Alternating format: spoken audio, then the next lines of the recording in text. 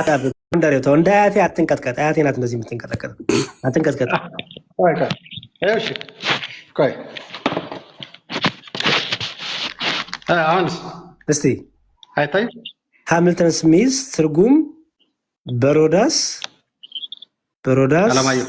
አለማየሁ። እሺ የመጀመሪያውን ከበር ክፈተውና ምክንያቱም የማንን እምነት ነው ተመጻሕፍት እንደምታነብ ማየት ፈልጌ ነው። እሺ እስቲ ማን ነው የሚለው? ስለዚህ ጸሐፊው ማን ነው? በሃሚልተን ስሚዝ። አይ እሱ እንድንይዘው ብዬ ነው። በሃሚልተን ስሚዝ ትርጉም ሮዳስ። ስለዚህ ሃሚልተን ስሚዝ ነው የጻፈው። ያንን ቃል ደግሞ የተረጎመው ሮዳስ አለማየሁ ነው። መልክክል። እሺ ዮሐንስ ወንጌል ትርጓሜውን አስነብበን አሁን። እሺ አይ ዋናው ነው ምንድነው ቃሉን ኖ ጎንደሬው ፕሊዝ እንደዚህ አይነት ጨዋታማ እንዳንጫወት። ከዚህ መጽሐፍ ላይ ነው ያገኘሁት ብለሃል። አሳየኝ እንትኑን። ይሄን ዮሐንስ ወንጌል ምዕራፍ 6ን በእጅ ያዝከው መጽሐፍ ምን ብሎ ነው የፈታው? ነው እሺ እያወጣው ነው። እሺ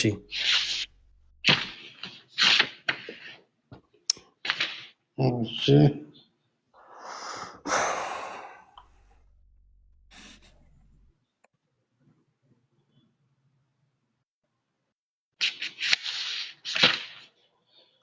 ቁጥር 60 ላይ ነው አይደል ያነበብክልኝ? አሁን ምዕራፍ 6 ላይ ምዕራፍ 6 ከቁጥር ስንት ጀምራለህ መሰለህ? ከፈለክ እዚህ ጋር ስጋዬን ብሉ ደሜን ጠጡ የሚለው ምን ብሎ እንደተረጎመው እምነት ነው ያልከበትን አሳየኝ።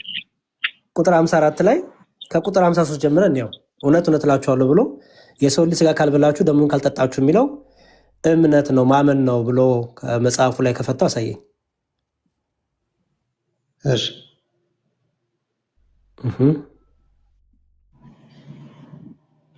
እሺ ላንብብልህ። ክፈተው። አይው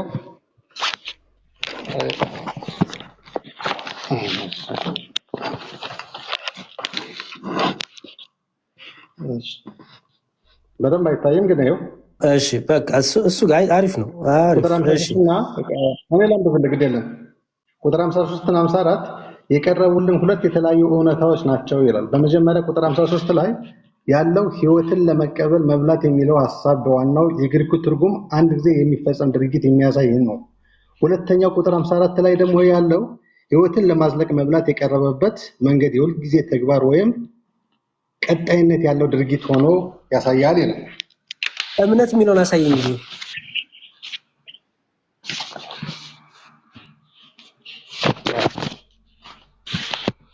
የራስህን ኖት የእጅ ጽሑፍ እንዳታሳየኝ። መጽሐፉ ላይ እምነት የሚል አሳየኝ።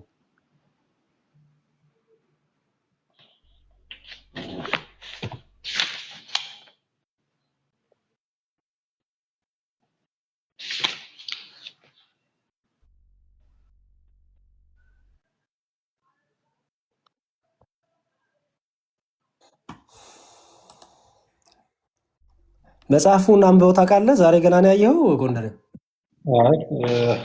አነበዋለሁ መጽሐፉን ግን ብዙ ጊዜ እያነበብኩት አይደለም። ለዛ ነው ረጅም ጊዜ ሆኗል እጄ ላይ ትጠይቅ እኮ ከዚህ ላይ እኮ መልስ ሰጠኝ የነበረው እኮ። እሺ አሳየኝ ግን ችግር እምነት ብሎ የፈታበትን አሳየኝ። እሺ ቁጥር 66 ላይ ምን ይላል መሰለህ?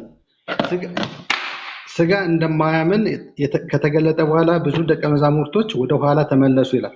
ስጋ ምንድን ነው? ስጋ ምንም አይጠቅም የሚለውን እሺ ብሎ ፈታው። እሺ ልተወልህ። ስጋ ምንም አይጠቅም። ስጋ የሚለው ምንድን ነው አለው። አንተ ምድራዊ ስጋ ነው አልክ። ምን ብሎ ነው መጽሐፍ የፈታው? ስጋ እንደማያምን ከተገለጠ በኋላ ብዙ ደቀ መዛሙርቶች ወደ ኋላ ተመለሱ፣ ወደፊትም ከእርሱ ጋር አልሄዱም። ህዝቡ አይሁድና ደቀ መዛሙርቱ ስጋ ምንም አይጠቅምም የሚለውን የጌታን ቃል እውነተኛነት ይዋዋል። ስጋ የተባለው ምንድን ነው? ስጋ የተባለው ምንድን ነው? እዚህ ጋር አይጠቅም የተባለው ስጋ ምንድን ነው? ቅድም ምድራዊ ስጋ ነው ብለህ ነበር። ስለመብል ነው። ስለ ስጋ ሲያወራ ስለመብል ነው። ስለመብል ምክንያቱም እነሱ የጠበቁት ምንድን ነው? የሚበላ ምግብ ነው። እርቧቸው ስለነበር የሚበላ ምግብ ጠብቀው ነበር። ስጋ አይጠቅምም እያላቸው ነበር እነሱ። ሁሉም ግን ሸሹት። የቀሩት እነማን ናቸው? 12ቱ ብቻ ቀሩ ነው የሚለው። ስለዚህ ስጋ ምንም አይጠቅምም ያለው ስለ ምድራዊ ምግብ ነው። ስለ በግ፣ ስለ ዶሮ ስጋ ነው። ስለ ስጋዊ ምግብ ነው።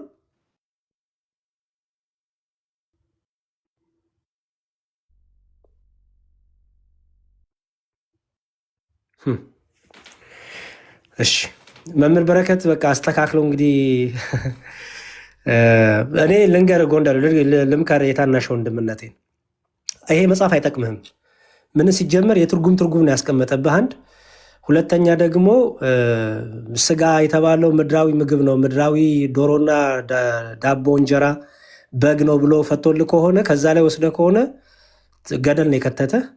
አዲሱ መደበኛ ትርጉም ደግሞ የተሻለ ይተረጉመዋል ይሄንን ከዚህ መጽሐፍ ይልቅ። እውነቱን ልንገርህና ስጋ ምንም አይጠቅም የሚለው ኮንቴክስቱዋል ፍቹ ምንድን ነው? ጌታ ስጋ ምንም አይጠቅምም ሲል ስለ ስጋዊ ምግብ ነው እያወራ ያለው ወይስ ምንድን ነው የሚለውን ነገር በደንብ ብታውቀው ጥሩ ነው ብዬ አስባለሁ። ግን መምህር በረከት ስላሉ አቅንተው ሁላችንም ያስተምሩናል። መምህር በረከትን ያርጓቸው። ይቅርታ በጣም መምህር ስላቆየሁት። አንዴ ጎንደሬው በቃ ሚውት አድርግና አንዴ እንማር። ጎንደሬ ወዳጅ አንዴ ጎንደሬው ሚውት አድርግና አንዴ ወንድም አለ መምህር በረከትን ትልቁ ላርጓቸው። የለም መዝሙሬ ቀጥሉ። በቃ ጥያቄም ካለው መልስለት። ይቀጥሉ። በቃ እኔማ እንዲሁም እንደዚህ ይሄን ያህል ማውራለሁ ብዬም አልጠበቅኩም። እሱ ይኸው ይዞኝ እየሄደ እኮ ነው እንጂ ይቀጥሉ እርሰው። እሺ። ስለዚህ አሁን ምንድን ነው ወንጌል? ቅድም ሁለት አይነት ነገር ሲናገር ሰምቼዋለሁ። ወንጌል ምስጢረ ሥላሴም የሥላሴ ትምህርት ወንጌል ነው አለ። ከዛ ደግሞ ወንጌል ማለት የክርስቶስ ሞትና ትንሣኤ ነው አለ። ምንድን ነው መጀመሪያ ወንጌል ናቸው አይደለም የምትላቸው? እስኪ ከአምስቱ አዕማደ ምስጢር አንጻር አንተ መረክ ይግለጥልን። ወንጌል ስለ ክርስቶስ ነው ስል ክርስቶስን ከሥላሴ እየነጠልኩ አይደለም። ምክንያቱም ምንድን ነው እየታሰበ ያለ ምንድን ነው ኢየሱስ ክርስቶስ የሥላሴ አንድ አካል ነው። ስለዚህ ወንጌል ስንል እኛ ምንድን ነው የምስራች ወንጌል ስንል ለአዳም እግዚአብሔር የገባለት ቃል ኪዳን አለ፣ የተስፋው ቃል አለ። እሱም ምንድነው ከልጅ ልጅ ተወልጄ አድንሃለሁ ብሎታል። ያን ወንጌል ያን የምስራች ስንጠብቅ የነበርነ ሰዎች በመጨረሻ ሰዓት ላይ ቤዛ ሆኖ አድኖናል። ወንጌል እያልን ያለን እሱ ነው። ነገር ግን ሥላሴ ወንጌል አይደለም እያልን አይደለም። ምክንያቱም ሥላሴን ያገለለ ትምህርት የለንም። ያን ነው እያልን ያለን። ነገር ግን ስለ ጥምቀት ስናወራ ጥምቀት ወንጌል ነው የተባለበት እስካሁን ድረስ ቅድምም ስታመጡ ነበር መጽሐፍ ቅዱስ፣ ግን አንድም ማስረጃዎችን አላየሁም እስካሁን ድረስ እና በደንብ እስቲ ማስረጃዎች ካላችሁ እሱን አሳዩን። ሁለት ጥያቄ ነው የጠየቀው። አንዱ እሱ ነው። ሁለተኛው ደግሞ ሥላሴ ወንጌል ነው ወንጌል ነው። ምክንያቱም ሥላሴ ማለት አብ ወልድ መንፈስ ቅዱስ ነው። ስለ አብ ስለ ወልድ ስለ መንፈስ ቅዱስ ነው የምናወራ። ስለዚህ አብና መንፈስ ቅዱስን ያገለለ ትምህርት የለንም እኛ። እሺ፣ ስለዚህ ሥላሴ ወንጌል ነው። እሺ የማርቆስ ወንጌል ምዕራፍ 1 ላይ የማርቆስ ወንጌል ምዕራፍ 1 ላይ ዮሐንስ ያስተማረው ትምህርት ወንጌል ተብሏል እና ዮሐንስ ያስተማረው ትምህርት ደግሞ ስለ ጥምቀት ነው። ምናልባት ለሌሎቻችሁም ላንብብላችሁና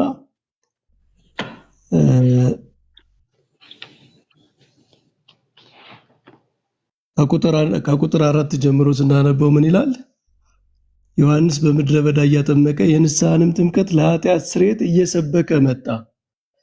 ይኸውላችሁ የዮሐንስ ጥምቀት ውስጥ ስብከቱ ራሱ ጥምቀት ነበር ማለት ነው። ጥምቀት አይሰበክም፣ ፕሮክሌም አይደረግም ምናምን ሲሉን ነበር አይደለ? ደጋግሞ ትሰሙ ነበረ።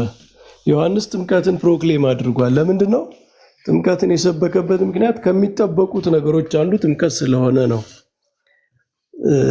ሁለተኛ ደግሞ ጌታችን ራሱ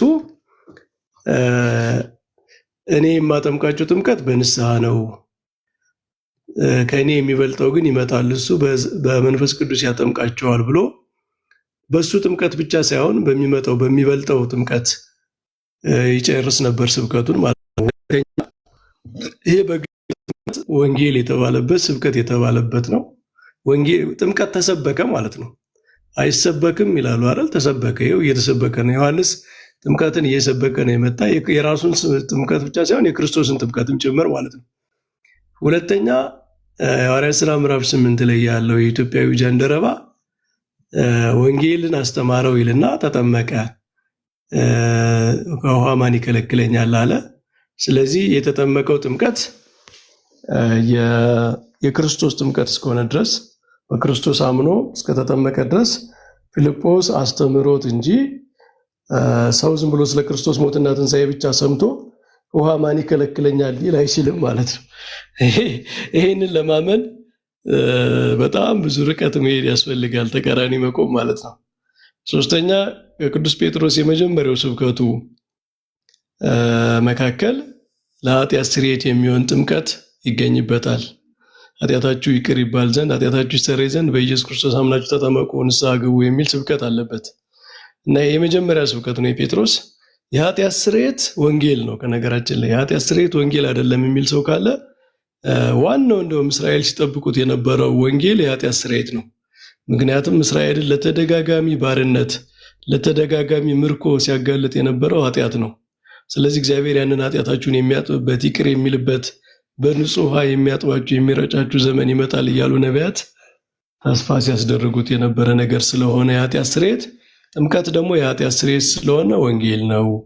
ለዚያ ነው ጌታ ቅዱስ ጴጥሮስ በሐዋርያት ሥራ ምዕራፍ 2 ላይ ወንጌሉን ሲሰብክ ጥምቀትን ያካተተው ብለን ተናግረናል። ስለዚህ ዮሐንስ ራሱ ጥምቀትን ሰብኳል። ዮሐንስ ደግሞ የክርስቶስ ወንጌል መንገድ ጠራጊ ነው። የክርስቶስን ወንጌል መንገድ ጠራጊ ነው። ከነገራችን ላይ የቅድም መዝሙር ሲጠይቅ ነበረ። ምን ብሎ ጠየቀ? ጌታ ያዘዛቸው ወንጌል አይደሉም ወይ ብሎ ሲጠይቅ ነበረ። ጌታችን ለመጀመሪያ ጊዜ ያስተማረው ትምህርት እኮ መንግስተ ሰማያት ቀርባለችና ንስሐ ግቡ የሚል ነው እያለ ወንጌልን እየሰበከ ይዞር ነበር ነው የሚለው ማርቆስ ማለት ነው በወንጌሉ። ስለዚህ የእግዚአብሔር መንግስት ቀርባለችና ንስሐ ግቡ የሚለው ቃል ራሱ ወንጌል ነው። አሁን ይሄ እንግዲህ በቅዱስ ጳውሎስ ሁለተኛ ቆሮንቶስ ላይ ባለው ትርጉም ብቻ ታጥረህ ወንጌል ማለት የክርስቶስ ሞትና ትንሣኤ ነው ብቻ ካልክ የእግዚአብሔር መንግስት ቀርባለች የሚለው ወንጌል አይደለም ልትል ነው። ንስሐ ግቡ የሚለው የጌታ ስብከት የእግዚአብሔር መንግስትን ቀርባለች ብሎ የእግዚአብሔርን የመንግስቱን ወንጌል ነው የሚለው። የመንግስቱን የምስራች የመንግስቱን መቅረብ የእግዚአብሔር መንግስት የመቅረቧን የምስራች እያስተማረ እየሰበከ ዞረ ይላል። ስለዚህ የእግዚአብሔር መንግስት ቀርባለች የሚለው የጌታችን ትምህርት ራሱ ወንጌል ነው። ወንጌል ሰፊ ነው፣ በአንድ ትርጉም ብቻ አይሰጥም ለማለት ነው።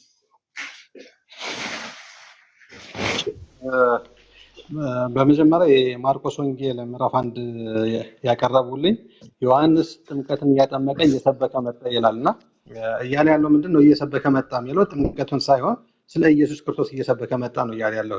ቀጥሎ ደግሞ የሐዋርያት ሥራ ምዕራፍ 8 ላይ ወንጌልን አስተማረውና ተጠመቀ ይላል። ወንጌል ኖ ቆይ አይ እንደዚህማ አትዋሽ ጎንደሬው፣ መጽሐፉ ክፈተው። እሺ ስለ ኢየሱስ ክርስቶስ እያስተማረ መጣ። እሺ የማርቆስ ወንጌል ምዕራፍ 1 ላይ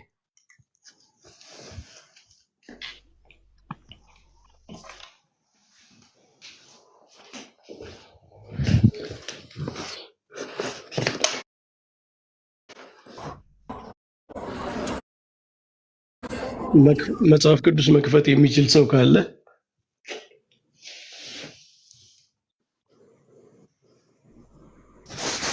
እኔም አጠገብህ ያለ መምህር ማንበብ እችላለሁ። የማርቆስ ወንጌል ምዕራፍ 1 ቁጥር 4 ጀምራ አንብበው እስኪ። እሺ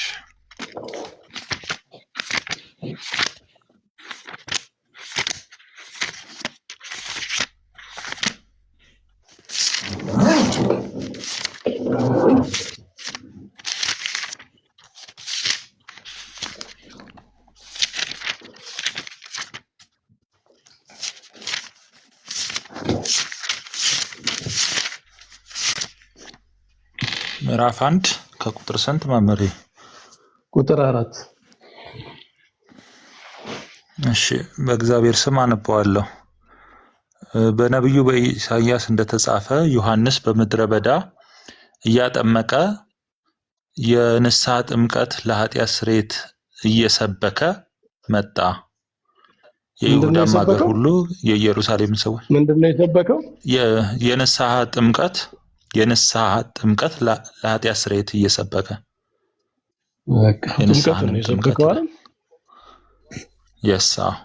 ለኃጢአት ስርየት እያለ እየሰበከ መጣ ይላል።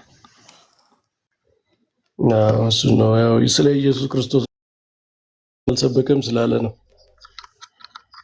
አይ ሊትራሊ ጥምቀቱን ነው እንደውም የሚያነሳው እዚህ ጋር የንስሐን ጥምቀት ለኃጢአት ስርየት እየሰበከ ያለው ጥምቀቱን ነው። ያ አሁን ከዚህ ተነስተን ምን አይነት ጥያቄ እንጠይቃለን? ለምንድን ነው ጥምቀት የሚሰበከው? በጣም ኢምፖርታንት ጥያቄ ነው። ጥምቀት ለምን ይሰበካል ካልን ጥምቀት ተስፋ የተደረገ ነገር ስለነበረ ነው። በብሉይ ኪዳን ነቢያት ተስፋ ያስደረጉት ነገር ስለነበረ ነው። ተስፋ የተደረገ ምስራች ነው። እግዚአብሔር ያጥባል፣ ኃጢአታችሁን ያጥባል፣ ንጹህ ውሃ ይረጭባቸዋል፣ ኃጢአታችሁ ይደመሰስላቸዋል የሚል ተስፋ ስለነበረ ነው ዮሐንስ እየሰበከ የመጣ ማለት ነው። ከዛ ከሱ ጥምቀት ተነስቶ ደግሞ የክርስቶስን ጥምቀት ዝቅ ብሎ ደግሞ ምን ይላል?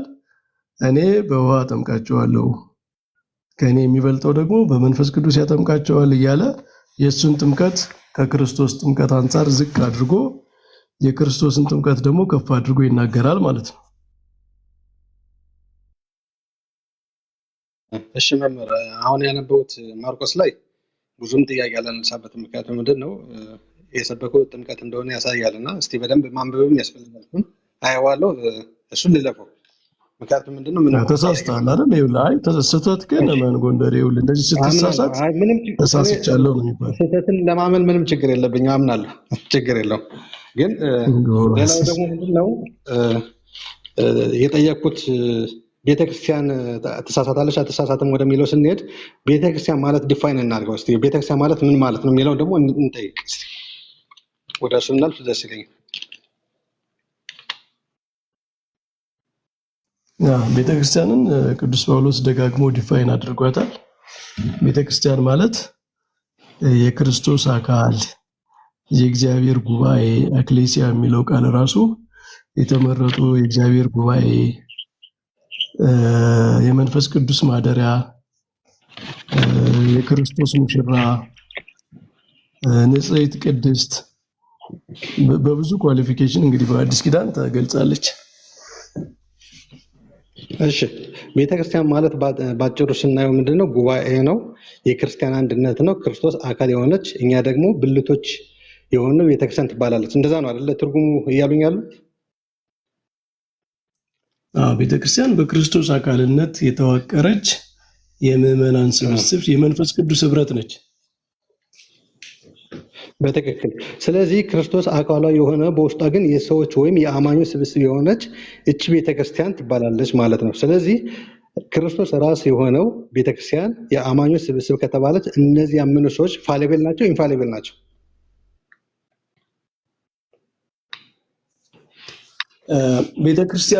ቤተክርስቲያንን ወደ እያንዳንዱ ምዕመን ደረጃ እናወርዳትም።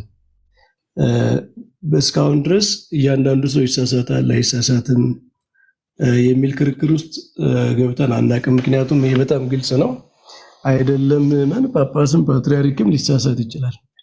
ቤተክርስቲያን ትሳሳታለች አትሳሳትም የሚለው ጉዳይ ቤተክርስቲያን እንደ ጉባኤ በአንድነቱና በመንፈስ ቅዱስ ጉባኤ ውስጥ ተሰብስባ መንፈስ ቅዱስ እየመራት በምትኖርባት ህላዌዋ አትሳሳትም ነው እንጂ ምዕመናን ይሳሳታሉ አይሳሳቱም የሚለው ምንም ግልጽ ነው። ይሳሳታሉ፣ ሁላችንም የምንሳሳት ሰዎች ነን። ግን በሁሉም ያለች ቤተክርስቲያን ስትሰበሰብ ነገር ሃይማኖትን ስታስተምር ስትጠብቅ ቤተክርስቲያን እንደ ጉባኤ ስትሰበሰብ የምትወስነው ውሳኔ በአንድነት የምትወስነው ውሳኔ መንፈስ ቅዱስ የሚመራው ክርስቶስ ያለበት ነው እንጂ ተራ የሰዎች ስብስብ አይደለም ብለን ስለምናምን እሱ አትሳሳትም እንላለን።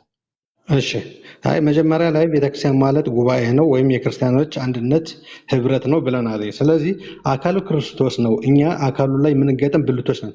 ብልቶች ራሳቸው ተሰባስበው ነው ቤተክርስቲያን የሚባሉት። እንደዛ ብለን ነው የምናምነው። ስለዚህ አካል ሲሆን ኢንፋሊብል ነው፣ ኢንዲቪዱዋል ደግሞ ፋሊብል ነው ብለን ነው የምናምነው ወይስ አይደለም የሚል ጥያቄ ነው። ምክንያቱም ምንድነው አካሉ ክርስቶስ ከሆነ አካሉ ላይ ደግሞ የምንገጠም ብልቶች ደግሞ እኛ ከሆነ ያ ብልት ኢንፋሊብል ነው አይደለም ነው ጥያቄ ነው። ያ መነጣጠል እኮ ነው ስህተቱ። ክርስቶስን ከአካሉ መነጣጠል አችልም፣ ሲጀመር አችልም። በቃ ይሄ ኒስቶሪያኒዝም ነው። ክርስቶስን ከአካሉ መነጠል፣ ክርስቶስን ከቤተ ክርስቲያን መነጠል አይቻልም። ቤተ ክርስቲያንን ከመንፈስ ቅዱስ ምሪት መነጠል አይቻልም። ምክንያቱም ቤተ ክርስቲያን ተራ የምዕመናን ስብስብ አይደለችም። ቤተክርስቲያን ኦርጋኒክ የሆነች የክርስቶስ አካል ነች። ክርስቶስ ሊመራት ነው። እዛ አካሏ የሆነው እኮ ራሷ የሆነው ክርስቶስ ሊመራት ነው። መንፈስ ቅዱስ በቤተክርስቲያን ውስጥ ያደረው ሊመራት ነው። ስለዚህ ቤተክርስቲያንን ከክርስቶስ ነጥለህ ብቻዋን ማየት አትችልም። ያ ነው ስህተቱ የሚሆን ማለት ነው። በቃሽ። አይ ጥያቄን እዚህ ጋር ልጨርስና እያሉኝ ያሉት ምንድን ነው? አካሉ ክርስቶስ ነው። አካሉ ላይ የምንገጠመው ብልቶች ደግሞ እራሳችን እኛ ሰዎች ነን። ስለዚህ አካሉ ኢንፋሊብል ሲሆን ኢንዲቪዱዋል ደግሞ ፋሊብል ነን። ከዛ በኋላ ግን ምንድን ነው አካሉም በአካሉ ላይ የተገጠምነውም ኢንፋሊብል ሆን የሚል ነገር ነው እያሳያዙኝ ያሉና በቃ እዚህ ጋር ልጨርስ። ነገር ግን ከክርስቶስ የተነሳ የቤተክርስቲያንን ኢንፋሊቢሊቲ ስንናገር ጎንደሬውኛ ከሰዎች አንጻር ሳይሆን ከክርስቶስ አንጻር ነው። ክርስቶስ በቤተክርስቲያን አለ፣ እስከ ዓለም ፍጻሜ ከእናንተ ጋር ነኝ ብሏል። መንፈስ ቅዱስን ደግሞ ወደ እውነት ሁሉ ይመራቸዋል ብሎ ሰጥቷል ለቤተክርስቲያን ማለት ነው። ስለዚህ ያን ፕሮሚስ ነው የክርስቶስን በመካከላችን መኖር የመንፈስ ቅዱስን ወደ እውነት መምራት ይዘን ነው እንጂ ሰዎች ተሰብስበው ስለተነጋገሩና ስለወሰኑ የሰው ዕውቀት ኢንፋሊብል የሆነ ዕውቀት ላይ ይደርሳል በሚል አይደለም። ግን ግዴታ ቤተክርስቲያን የክርስቶስ ጉባኤ ክርስቶስ በመካከሏ ያለ ክርስቶስ መንፈስ ቅዱስ የሚመራት ነው ካል ከዚህ ካላዳናት ታዲያ በመካከሏ ለምንድን ነው የሚኖረው? ከስህተት ካላዳናት ስራውን እየሰራ አይደለም ስለሚያስብል ማለት ነው። እሺ አይ በትክክል በቃ ጥያቄን እዚህ ጋር ልጨርስ። መምህር በረከት እግዚአብሔር ያክብርልኝ። ጥሩ መልስ ሰጥተውኛል። አመሰግናለሁ። እሺ ወንድሜ። እሺ ጎንደሬው በጣም ቴንኪው በጨዋነት ስለመለስክ። አንድ ግን እስቲ ማጠቃለያ ሾርት መልስልኝና እኔ ልጨርስ ካንተ ጋር ደግሞ ሚስጥረ ስላሴ ወንጌል ነው ብለህናል። ሚስጥረ ስጋዊ ወንጌል ነው ጎንደሬው ለእናንተ? በትክክል። እሺ ሚስጥረ ጥምቀትስ ወንጌል ነው? ሚስጥረ ጥምቀት ላይ እኔ አሁንም ጥርጣሬ ያለኝ ወንጌል ነው ብዬ ምክንያቱም ወንጌል ማለት ትርጉሙ የምስራች ነው ብለህ ስለምናምን ነው። የምስራች ደግሞ ወንጌል ስለ ልጁ ነው ብሎ አይ በአጭሩ እሺ። ስለዚህ እሱ አይደለም። ሚስጥረ ቁርባንስ? ሚስጥረ ቁርባን ስንል ደግሞ የክርስቶስ ደምና ስጋ ምንድን ነው? እሱ ወንጌል ነው ወንጌል አይደለም? ወንጌል ነው እናምናለን። ምክንያቱም የዘላለም ሕይወት ስለሚሰጥ እኮ። ቅድም ግን እኮ ከመዝሙረ ጋር በምንድነው ስትከራከረው ስለነበር ብዬ ነው። ሉትራን ነህ አንተ? አይ እኔ እየተከራከርኩ ያለሁት ዮሐንስ ወንጌል ያለውን ከማርቆስ ከሉቃስና ከማቴዎስ ጋር አንድ አድርገን ማየት የለብን የሚል ጥያቄ ስለነበረኝ ነው። ያንኛው ሰማያዊ ሉትራን ግን እንደዛ እንደማይሉ ታውቃለህ? እሱን ክፍል ምን ይላሉ?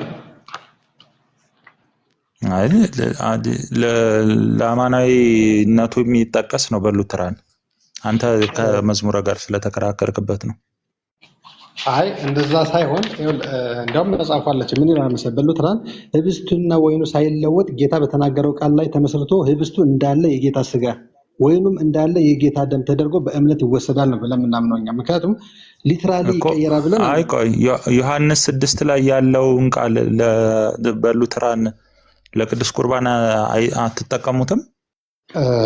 እሱን አንጠቀምም። እስካሁን እንግዲህ አላየሁም እንደዛ የሚል ነገር። ምክንያቱም ማርቆስ፣ ሉቃስ፣ ማቴዎስ ላይ ያለውን ነው የምንጠቀመው። ቼክ እንድታደርገው ብዬ ነው። እሺ ሌሎቹን ብትጠይቃቸው ደስ ይለኛል እንጂ በእናንተም የታመነ ነው። ከዛ እሺ ሚስጥረ ትንሣኤ ሙታንስ ዶግማ ነው? ማነው? ሶሪ ወንጌል ነው። ወንጌል ነው በትክክል። ስለዚህ ጥምቀቱን ግን ተጠራጥረሃል አይደለ? አዎ ጥምቀቱን ለምክንያቱም የምስራች በሉትራን ግን ቪዚብል የሆኑ የሚታዩ ወንጌል ናቸው ብለው ግን ይቀበላሉና እሱን ኮንሲደር እንድታደርገው ነው። አመሰግናለሁ። አይ በሉትራን ምን አለ መሰለህ፣ ወንጌል ስንልኛ የሚሰበክ ወንጌል አሁን ለምሳሌ የወንጌል ስርጭት ስትወጣ የምትሰብከው ስለ ልጁ ስለ ኢየሱስ ክርስቶስ ነው እንጂ ጥምቀትን በውስጥ የምታስተምረው ትምህርት ነው። ትምህርት ደግሞ ወንጌል ነው ካልና ደግሞ ወንጌል ነው። እንደዛ ከሄድ ነው የምታስተምረው ነው። ግን የወንጌል ስርጭት ስትወጣ ግን ምንድነው? ስለ ልጁ ስለ ኢየሱስ ክርስቶስ ነው። መጀመሪያ ቤዛውን የምትሰብከው ግን ያው እናየዋለን አንተ ጋር። እሺ ቼክ አድርገው በቃ ለመግባባት ስለሆነ አመሰግናለሁ ጎንደሬው። ቴንኪው በጣም አመሰግናለሁ። ሰንኮሪስ ሚዩት አንስተው ነበረ። ትንሽ በሉንና ወንድማችንን ደግሞ እንቀበለዋለን። እሺ አይ መምህርም ደከማቸው መሰለኝ። የሆነ አሰልቺ ነገር ነው፣ ሩቲን እየተደረገ ስለሆነ እንትኑ ተመሳሳይ ነገር ነው።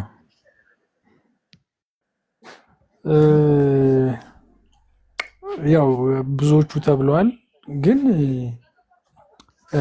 የሚገርመኝ የሆነች አሁን እኛ የሆነ አባት አለ የቤተክርስቲያን አባት መምህር ካገዙ እኛ የምናምነው በመጽሐፍ ቅዱስ ውስጥ የተጻፉትን በሙሉ እንጂ ወንጌልን ልክ እንደ ኮቴሽን አንቀበልም የሚል አባት ነበርና ስሙ ጠፋብኝ። ብቻ እንደዛ በኮንሰንሰስ ደረጃ ላይ ሁሉም አባቶች አድርጎ የተባልነው እኛ አሁን ጥምቀትን፣ ቁርባንን እነዚህ የክርስቶስ ቃላቶች ናቸው። የክርስቶስ ቃላቶች ደግሞ የዘላለም ሕይወት የሚሰጡ ናቸው። ቃሉ ለራሱ የዘላለም ሕይወት የሚሰጥ ነው። ክርስቶስ ያዘዘንን የማንፈጽም ከሆነ ምን ልናደርግ ነው? ማን ያዘዘንን ልንፈጽም ነው? ያመነም የተጠመቀም ይድናል። ስጋዬን የበላ ደሜን የጠጣ የዘላለም ሕይወት ይኖራል። ስለዚህ ቃሉ የዘላለም ሕይወት አለው። እሱ ያለን ቃል ለራሱ። ስለዚህ ወደ ማን ልንሄድ ነው? ይህንን እንትን የማንቀበል ከሆነ ይህስ የወንጌል ክፍል አይደለም ወይ? በተደጋጋሚ ሲነገር ነበር። ቅድም መምህር በረከትም በተደጋጋሚ ሲናገሩ ነበር። ይህንን ካላመንን የትኛውን ነው አድርጎ የተባልነውን ነገር ክርስቶስ አድርጎ ያለንን ነገር ካላደረገ የትኛውን ነገር ነው ልናደርግ የምንችለው? ቅዱስ ጳውሎስስ ደግሞት የለ አንደኛ ቆሮንቶስ ላይ ከቆሮንቶስ ክርስቲያኖች እንዲያውም ግሪኩ አናክሲዮስ ነው የሚለው። አናክሲዮስ ማለት ሳይገባው፣ አክሲዮስ የሚገባው ነው፣ ግን አናክሲዮስ ነው የሚለው። ይህን የጽዋውንም ባነሳቸው ጊዜ ህብስቱንም በምትበሉበት ሰዓት ሳይገባው የሚበላና የሚጠጣ የጌታ ስጋና ደም ዕዳና በደል ዕዳ አለበት ይላልና አናክሲዮስ ነው የሚለው። ሳይገባው ሳይሆን ሳይገባው።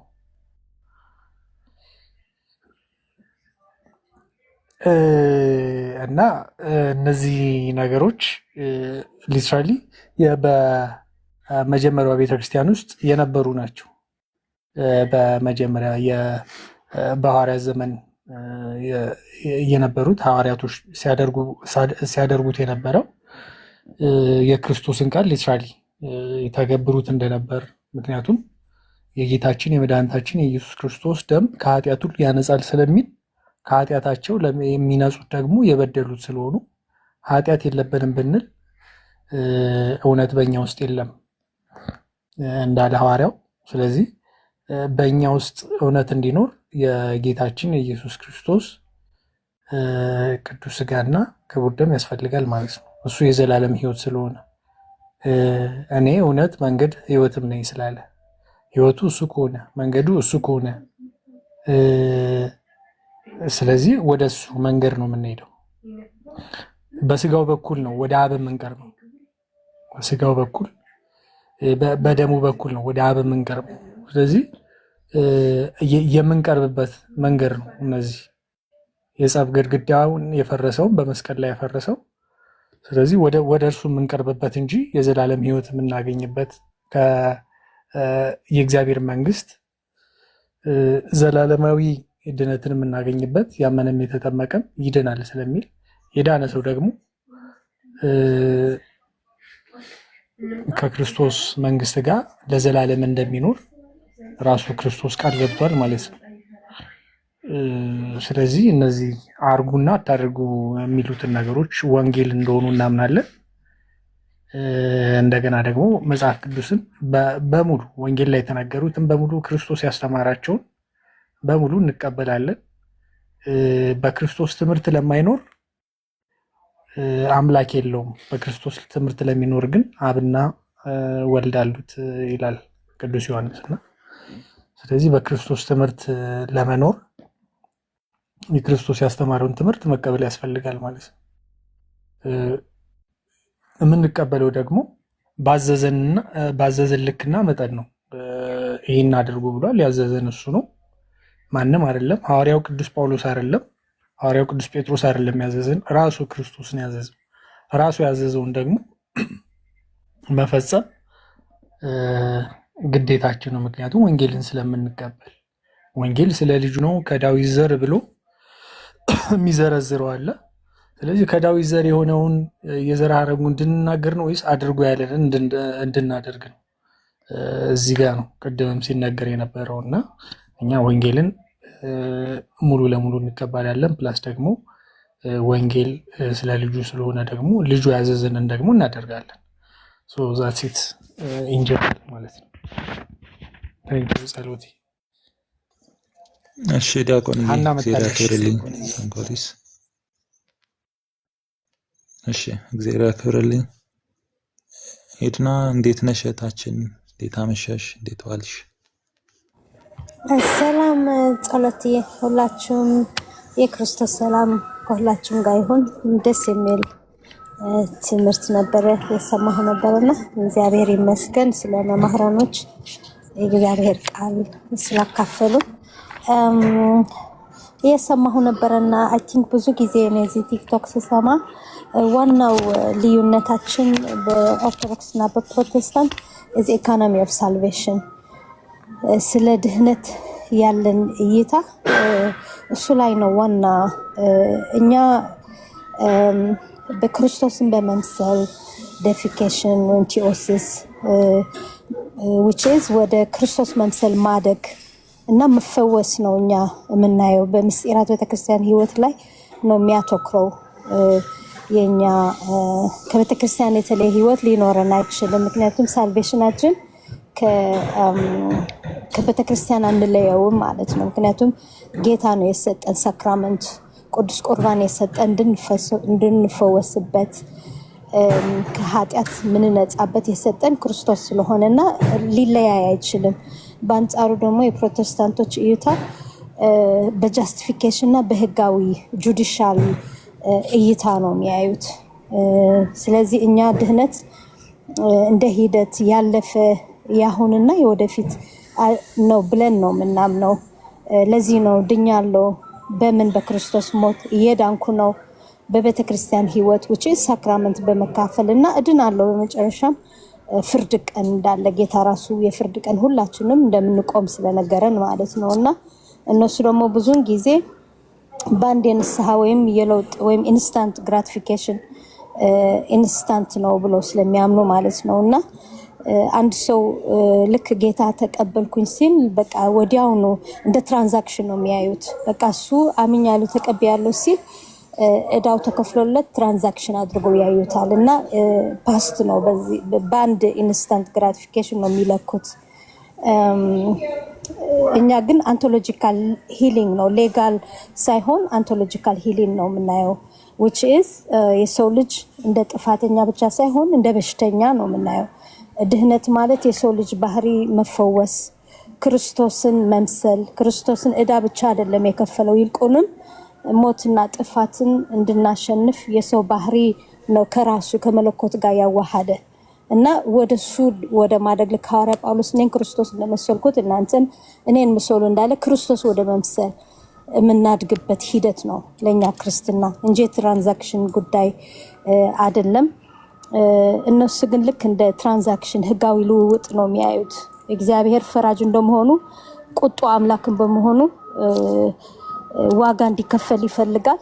የክርስቶስ ጽድቅም ለሰው ስለተቆጠረለት ብቻ ኃጢአተኛው ጻድቅ ተብሎ ይታወጃል ብሎ በዚህ አይን ነው የሚያዩት። ልክ ፍርድ ቤት ሄደህ ዳኛውን በቃ ፍርድ ይፈርዳል፣ ቁጡ አምላክ ፍርድ ይፈርዳል። መስዋዕት መሆን ያለበት ጌታ ደግሞ ይከፍላል ብሎ በዚህ ሁኔታ ነው እነሱ የሚያዩት። እኛ ግን እንደዛ ሳይሆን የኛ ሳልቬሽን የሚጀምረው ከእናታችን ቅድስት ድንግል ማርያም ማህፀን ነው። ከማህፀን ነው የነሱ ሳልቬሽን የሚጀምረው ከመስቀል ከቀራንዮ ነው። የኛ ሳልቬሽን የሚጀምረው ደግሞ ከእናታችን ቅድስት ድንግል ማርያም ማህፀን ነው። ልክ አምላክ ሰው ሲሆን በዛች ቅጽበት ድህነታችን ተጀመረ ብለን ነው ምናምነው። ክርስቶስ ለኛ ያደረገው ሁሉ ለድህነታችን ብሎ ነው ያደረገው። ሰው መሆኑ ራሱ ለድህነታችን ስለሆነ እና ብዙ የሚያየን በእንደዚህ ነው። ለዛ ነው እነሱም አሁን ለምሳሌ ሶላ ፊደ በሚለው እምነታቸው ራሱ ስራ ለመቀበር የሚያስቸግራቸው ስራ የድህነት ውጤት እንጂ በድህንነት ሂደት ውስጥ የሚጫወት ሚና የለም ብለው የሚከራከሩ፣ እኛ ደግሞ እምነትና ስራ የማይነጣጠሉ ናቸው ብለን ነው የምናምነው። ምክንያቱም ነፍስና ስጋ ተዋህዶ ህያው ሰው እንደሚሆኑ ሁሉ እምነትና መንፈሳዊ ተጋድሎ ወይም አሰትሲዝም ህያው ክርስትና ይፈጥራል ብለን ነው የምናምነው። ስለዚህ ለኛ ድህነት ሲነርጂ በእግዚአብሔር ጸጋና በሰው ፍቃድ መካከል ያለ ትብብር ነው ብለን የምንገልጸው እና የድህነት ምጣኔ የሚተገበረው በምስጢራት በኩል ነው። ስለዚህ ብዙ ጊዜ እንሰማለን ጥምቀት እንደ ተራ ውሃ አድርገው ሲያዩት ወይም ቅዱስ ቁርባን ከክርስቶስ ልነጥለው ሲያዩት እናያለን። ግን እንደዛ አይደለም። ጥምቀት እውነተኛ ዳግም ልደት ነው። ቅዱስ ቁርባንም በክርስቶስ ውስጥ ያለውን ህይወት የሚያጸና የማይሞት መድኃኒት ነው። ከቤተክርስቲያን ህይወት ውጭ ደግሞ ድህነት የለም።